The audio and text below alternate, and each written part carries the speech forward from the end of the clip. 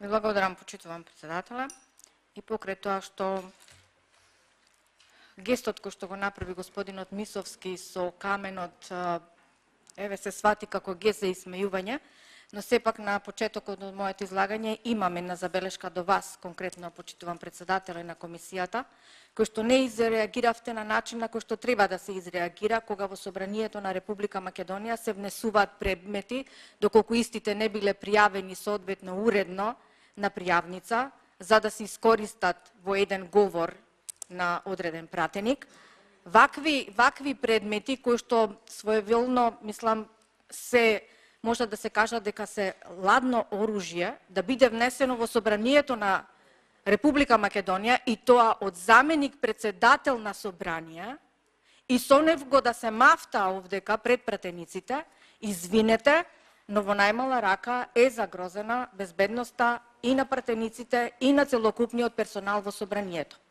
Еве ова нека биде и можност да обвинителството подопрен глас да поведе постапка за загрозување на безбедноста на персоналот и пратениците. Не знам тоа како ги оквалификува, но меѓутоа не е дозволиво, макар бил и заменик председател на Собрание на Република Македонија, доколку уредно не го пријавил предметот кој што фактички се води како ладно оружје за да го употреби во неговиот говор, јас мислам дека тоа представува прекршок и вие бевте должни како председател на комисијата на самиот почеток на тоа да изреагирате. Имавме прилика да ги чуеме помене смешните основи или причинители врз основа на кои Собранието треба да одлучи дали врз основа на овие смешни причини треба да биде одземен мандатот на наш колега пратеник, колегата Трајко Велјановски, кој во своето експозе беше многу јасен, прецизен, дециден и со докази докажуваше, кои што сека го произлегуваат од деловникот на Собранието на Република Македонија, за сите овие неосновани обвинувања од страна, да речам, на судот, со што овие причини кои што се наведени паѓаат во вода и веќе не може да се основ за било каква понатамошна дискусија и пратениците во Собранието на Република Македонија, без разлика од која политичка партија доаѓаат, треба едногласно да се сложат или да вратат порака на судот дека едноставно нема основ за одземање на имунитетот на господинот Трајко Велјановски. И ние, како законодавен дом, нема да му попречиме по било каква основа на судот понатаму да се врши својата постапка и да докажува дали господинот Трајко Велјановски бил виновен или не бил виновен за случај за кој што се терети и покрај тоа што му останал имунитетот како пратеник во Собранието на Република Македонија.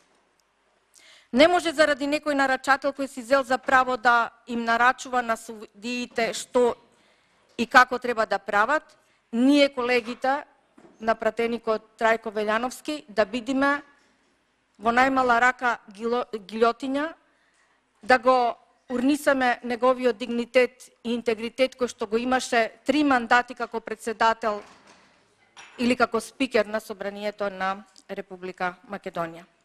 За жал, не една, него 8 вакви ситуации ми дава сомнеш или ми налага барем да се сомневам дека ова власт преку судот и преку обвинителството креира случаеви се со цел да се заскриват одредени нивни намери и пропусти и верувајте, ова веќе ги преминува сите човекови правила и нормативи.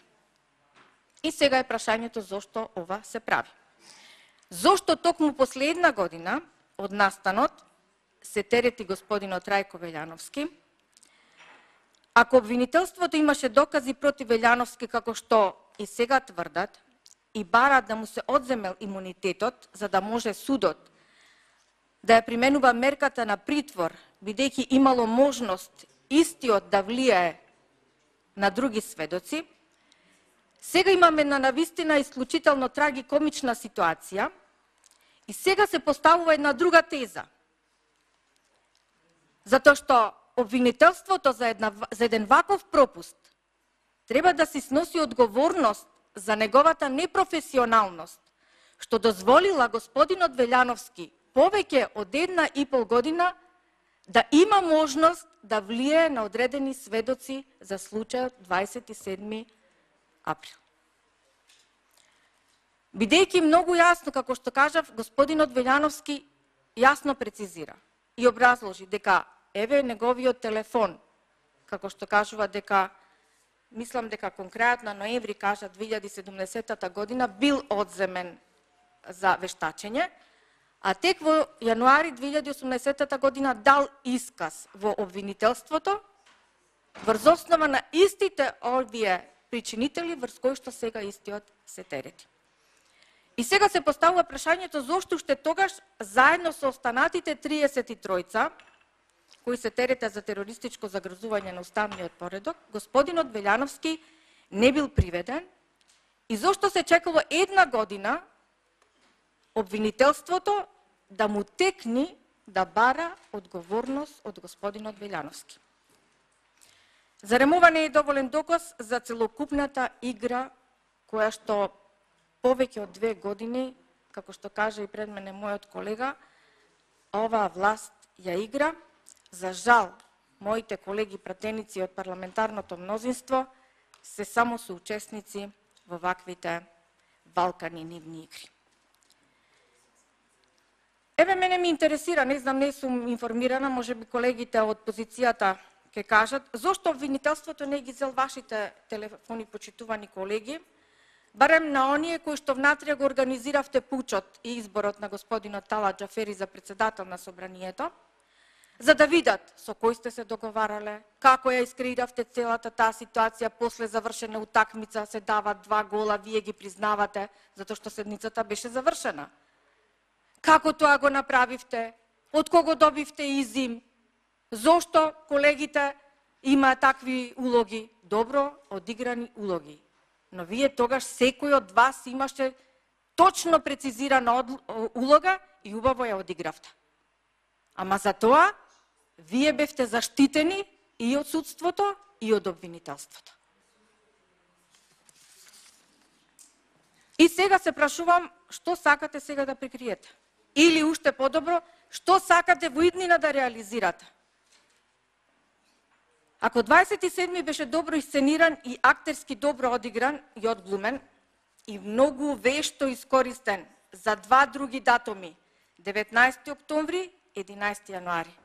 И навистина можам честитка, можда би треба и собранието да издаде, како да кажам, една благодарница или пофалба за тој визионер кој што го надминал и Нострадамус, да може да исценира таков настан за да го искористи на 19. октомври и 11. јануари. Навистина, визионер за секоја почит. Ова ви е добро реализирана сценарио, сега, ова што го правите со господинот Трајко Велјановски, за председателските избори. Друго ќе биде за нешто друго. Но ова ви е сега точно пред председателските избори, затоа што математиките не ви одат така како што вие сакавте. Или може би сега ќе полните кути 1 секунда гласање, наместо 3-5 секунди, сега 1 секунда, на тоа може би работите. Преку апсење и прогони, а вчера, мислам дека го надминавте прагот на достоинство и толеранција. Почнавте и со физички пресметки на ваши неистомисленици, високи функционери претходни во ВМРО ДПМН и претходни министри, се со цел да ги заплашите граѓаните, а може би да ги натерате преку вакви притисоци да не излегуваат, да бойкотираат, затоа што, како што кажав, математиките и рейтинзите висе на катастрофално ниво. Искрено се надевам дека овој мрачен период од македонската историја на владењето на една гарнитура за која што немам искрено ни еден збор да најдам во моментот за да ја опишам ваквата монструозност на владење од оваа власт, бидејќи сите нејзини постапки од моментот на нејзиното земање на власта до сега се крајно нехумани и нечовечки и надвор од сите европски принципи и критериуми. Но, како што кажа моите колеги, ништо не останува скриено или неказнато. За секоја една постапка, на секој еден субјект кој што ја злоупотребил својата положба, без разлика дали е во извршна, судска, законодавна власт, за сите овие нечовечки потези врз неистомисленици и граѓани, секако ќе одговарат во некој друг нареден период, но меѓутоа пред независно судство, пред објективно судство, кое што нема да биде врзано со огломник и под јаремот на извршната власт и да му дава простор за дишење онолку колку што му е потребно. За целата ова лакрдија, почитувани граѓани, ќе има завршница, правна завршница, но за жал, трагите од сета ова неправда направена по секој основ, никогаш нема да можат да се избришат и никогаш нема да можат да избледнеат, бидејќи се премногу длабоки и бидејќи се направени врз основа на длабока неправда, неосновани измислувања за прекршоци кои што воопшто некој не ги направил, се со цел да се дефокусира и одвлече вниманието на ова власт, кој што сака да ги прикрие своите секојдневни скандали и нема да ги набројувам затоа што моите колеги претходно ги наброја. На секој му дојде крајот, само што белегот од неправдата ќе остане да говори за едно вакво нечовечко, нехумано однесување на човек кон човек. И како што кажа моите претходни колеги, почитувани колеги од опозицијата, еве ние сме сите тука колегите од опозицијата. И нема потреба да има друг девети пат или девети чин. Искористете ја можноста и еве одземете ни го имунитетот на сите нас, останатите пратеници од опозицијата, за да не мора да бидете доведени по 9 и по 10 и по 20 пат во позиција во која што власта ве доведе. Да го правите грозоморниот чин на одземање на имунитет на ваш колега за нешто што не го направил. Ве замолувам, еве сите сме тука. Да нема по нешто, пошто вие утре во иднина ќе треба да се згрозувате од она што сте го правеле во минатото. Тука сме и ве замолувам, еве на сите нас да ни го одземете имунитетот. Нема зашто да се откажуваме, господине. Ништо лошо не сме направиле. Па еве, бидејќи го одземате за безпричина. За безпричина го одземате. Одземете го на сите без причина. Зарем не ви се доволно доказите кои што ги имате? Имавте закон за амнестија. За да обезбедите 81 пратеник со уцени, закани, какви непритисоци. И сега вие ќе ми го говорите дека 27 било ова она. Зошто го искористивте? За непринципиелни барања. За да ја унаказите и продадете државата. Да го смените името, јазикот и се понатаму што останува поред. Тоа беше еден случај. Зашто понатаму ќе ви требат? За другите ваши чекори кои што ги планирате? За кантонизацијата? За федерализацијата? За бинационалноста? За тоа ли еден по еден вака ќе не газите? Зато нема потреба, дајте се одеднаш нека биди.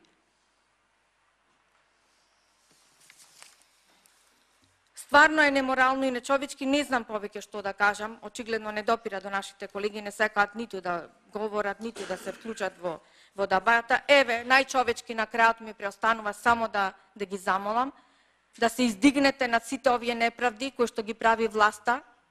За жал, вие сте овдека само жртва на сите овие нечовечки потези кои што ги прави, но има можност како да кажете доста е.